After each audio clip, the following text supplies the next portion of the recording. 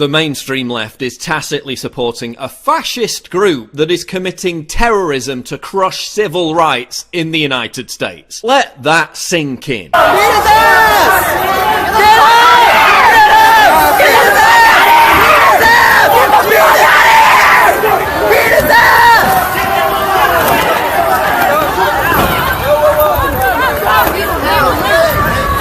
To just make a statement by being here, and I think the protesters are doing the same, and props to them for the ones who are doing it non-violently, but I think that's a very rare thing indeed, so thank you. Are you surprised, ma'am?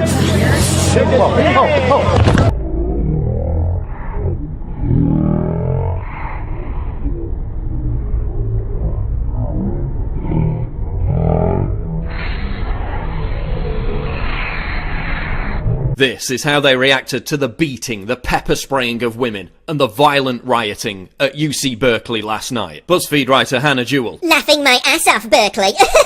Vice writer Hussein Kasvani. Listening to Milo on Fox in light of all the stuff happening in Berkeley, and how he's being allowed to appear reasonable in all this. Right, so a gay man giving a talk about offensive Halloween costumes versus violent rioters attacking women with pepper spray and flagpoles.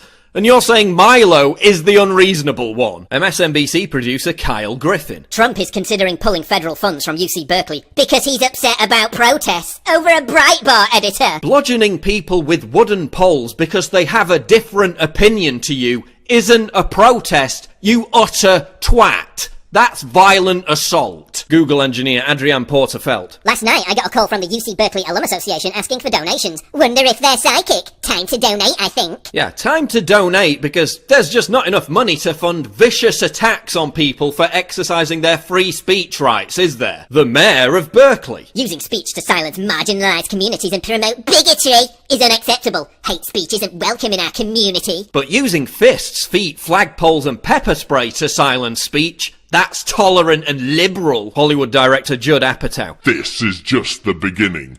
When will all the fools who are still supporting Trump realise what is at stake? Oh, we've realised it, Judd. We've realised what's at stake. You want to threaten 55 million American gun owners with civil war. Yeah, good luck with that, you fucking cretinous cunt. This is one of the organisers, Yvette Falarka. She claimed Milo's free speech was raping and killing her. What they're really trying to do is they're trying to assert their power, threaten us, intimidate us, rape us, kill us. Who's to blame for inciting this mayhem?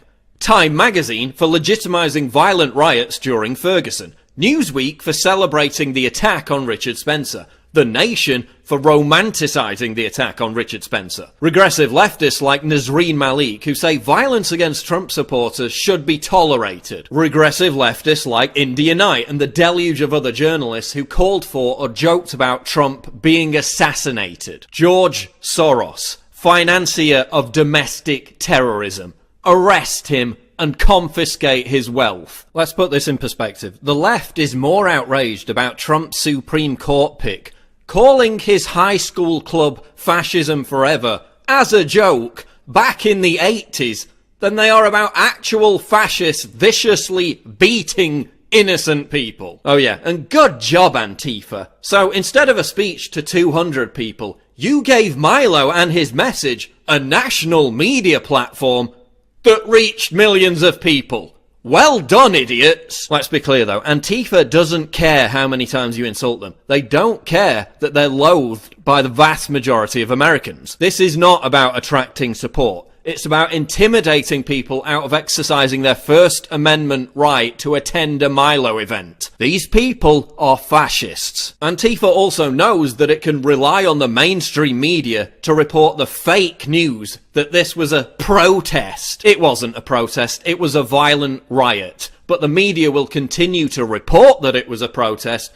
because it fits into their chaos narrative. The media will never acknowledge that this was a violent riot because they want to maintain the chaos narrative that the Trump administration is illegitimate, permanently in crisis, and unstable. In reality, the only thing that is illegitimate is these protests, because they're not protests, they're violent riots and have no place in a civil society. When all you have left is violence, you've lost the argument. For years, the left compensated for having no argument by calling us racist, bigots, Islamophobes and misogynists. And for many years it worked. Now it no longer works. So what do they have left?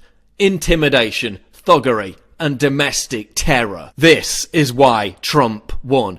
This is Trump's campaign ad for the 2020 election. This is the new left. Fascism has returned under the guise of liberalism. My name is Milo Yiannopoulos and I'm the gay technology editor of Breitbart News. I was due this evening to speak at UC Berkeley about cultural appropriation, a phenomenon on the progressive social justice left where they sort of like to tell you what kind of costumes it's allowed to wear, whether it's racist to wear a kimono, for instance, if you're not Japanese. It's not a subject you would imagine would prompt the kind of violent riots that you're now seeing on every major broadcast network in the United States, and it's not something I expected to happen tonight.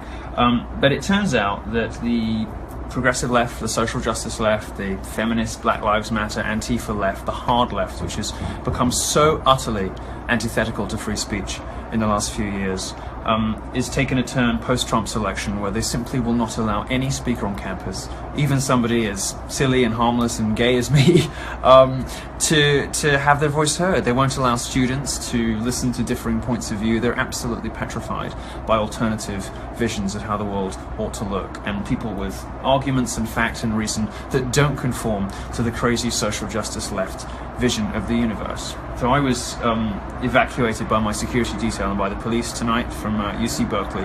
UC Berkeley, of course, being the home of the free speech movement. It's both ironic and sad that this campus appears to be no friend to free speech anymore. I don't want to get into wild conspiracy theorizing or pointing fingers, but it's been noted by a number of people, including Tucker Carlson at Fox News, that the police presence did not seem to be particularly aggressive this evening. And that's something that I witnessed and that my security detail witnessed too. There was a sort of sit back, let it happen approach. I was evacuated really at the first sign of trouble. Trouble did get a lot worse after I did leave, so I think I'd have had to leave anyway. So this event may never have got off the ground. It seems as though the university and police didn't really want it to happen. But the fact that on an American college campus, a place of higher education, a place of learning in America, which I've come to as, a visitor from the United Kingdom, where we don't have a First Amendment, hoping that this would be somewhere where you could be, do, and say anything, where you could express your views, express your opinions, crack some jokes, make people think, make people laugh, free from violent responses to political ideas. I thought America was the one place that would be possible. I am, of course, not the racist or the sexist or anything else that the posters that they put up claim that I am. They do that in order to legitimize their own violence against you. But even if I were, even if the things that they said about me were true, there still wouldn't be an appropriate response to ideas. You see, the thing is that the progressive left in America, I've noticed over the last year, has been engaged in this project of conflating ideas with action. And the reason they want to do that, the reason they introduce these words like student safety, like if you're a conservative speaker, you represent a threat to student safety. They do it to blur the lines between ideas and action. Why? To legitimize their own violent responses to somebody else's political opinions. They don't like what I have to say about feminism, for instance, or Black Lives Matter, or the campus wage gap conspiracy, campus rape culture conspiracy, or the wage gap, or any of the other things that I like to investigate with facts, reason, and logic. They don't like responses to that, so they claim that I'm a threat to student safety. Now, universities are complicit in this stuff. They haven't just inculcated the environment in which it springs up, but they actively pander to it, and in some cases even fund it. It seems to me that the alumni who write to me and say they're horrified by the state of their own old schools, and we had an instance actually just this week at where was it now? At Bucknell, where a very prominent donor to Bucknell, an alumnus, is a Trump supporter, and he started being abused and insulted by Bucknell's current students. Well, these are the guys that keep the places ticking over. So, it's not for me to tell American higher education institutions, American universities and colleges, how to proceed. But something very disturbing happened this evening, and it was an expression of political violence in response to a not particularly conservative gay speaker on an American college campus, a visitor from the UK who had come, to express his views, to speak to students, to start a discussion, a dialogue.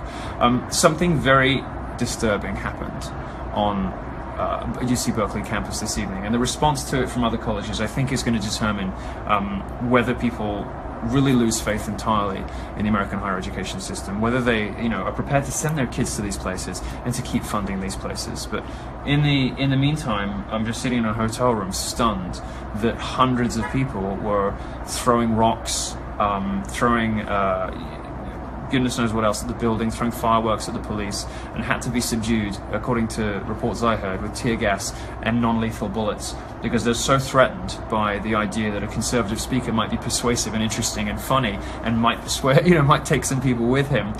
They just have to shut it down at all costs. As America of all places now is a scene of political violence in response to ideas. It's very shocking, but I'm safe, my team is safe, and I'm sure you'll hear a lot more about this in the days to come.